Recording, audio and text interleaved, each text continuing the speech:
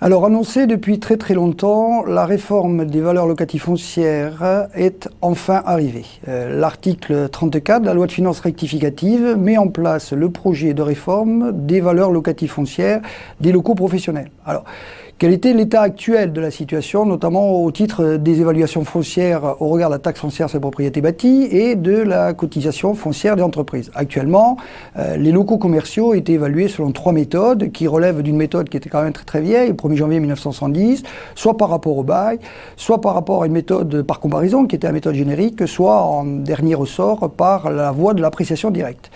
La révision foncière telle qu'elle est envisagée, selon un planning qui va être mis en place sur un certain nombre d'années. D'abord, on va commencer à faire la révision foncière par le biais de zones test, 5 départements en 2011.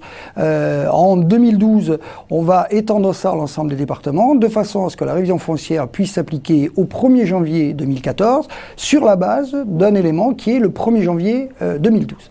Alors, en quoi les choses changent-elles par rapport à la révision foncière ou les évaluations foncières préalablement mises en place?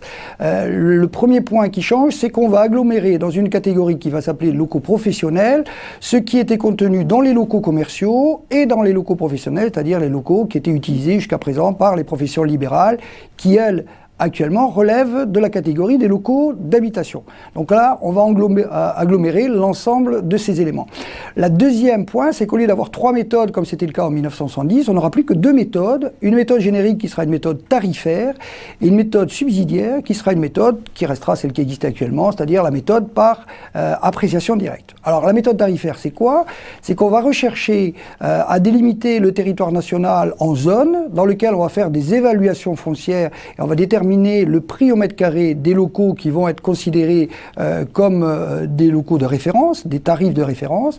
Et ce tarif d'évaluation va être appliqué à une surface, la surface utilisée par l'entreprise dans le cadre de son activité. Cette surface fera l'objet de coefficients de pondération. Alors bien entendu, l'approche aujourd'hui n'est pas définitivement arrêtée.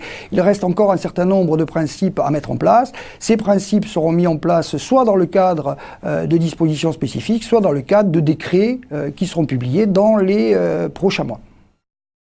Alors les conséquences de cette révision foncière, au prime abord, lorsqu'on examine le contenu de la loi de finances rectificative, c'est qu'on voit immédiatement qu'il va y avoir une progression des valeurs locatives foncières, puisqu'effectivement, on va plus se baser sur des références qui vont être au 1er janvier 1970, mais on va se baser sur des éléments tarifaires actuels, c'est-à-dire au 1er janvier 2012.